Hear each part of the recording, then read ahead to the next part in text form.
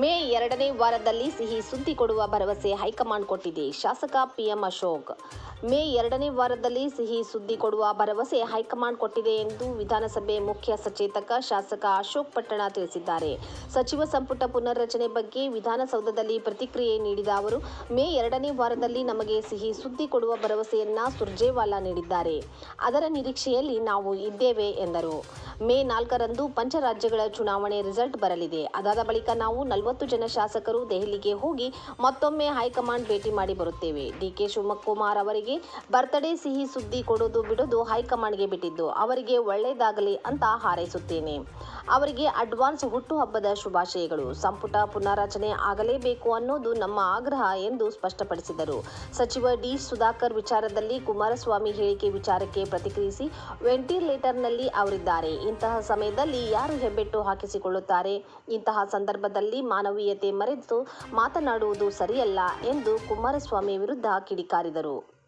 ಸುರ್ಜೇವಾಲಾ ಅವರು May 2nd weak ಆ 3rd weak ಒಳಗೆ ನಿಮಗೆ ಒಂದು ಸಿಹಿ ಸುದ್ದಿ ಕೊಡ್ತೀನಿ ಅಂತ ಹೇಳಿದ್ದಾರೆ.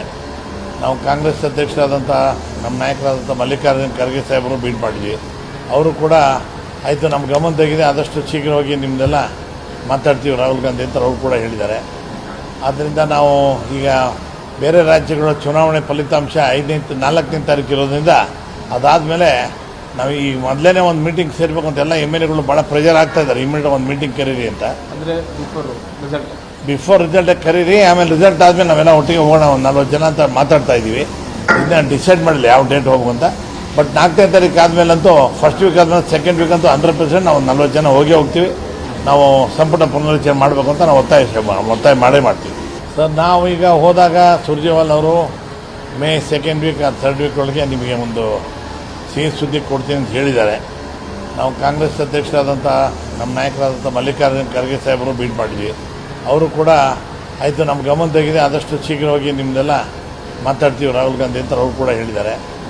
ಆದ್ದರಿಂದ ನಾವು ಈಗ ಬೇರೆ ರಾಜ್ಯಗಳ ಚುನಾವಣೆ ಫಲಿತಾಂಶ 4ನೇ ತಾರೀಕು ಇರೋದ್ರಿಂದ ಅದಾದಮೇಲೆ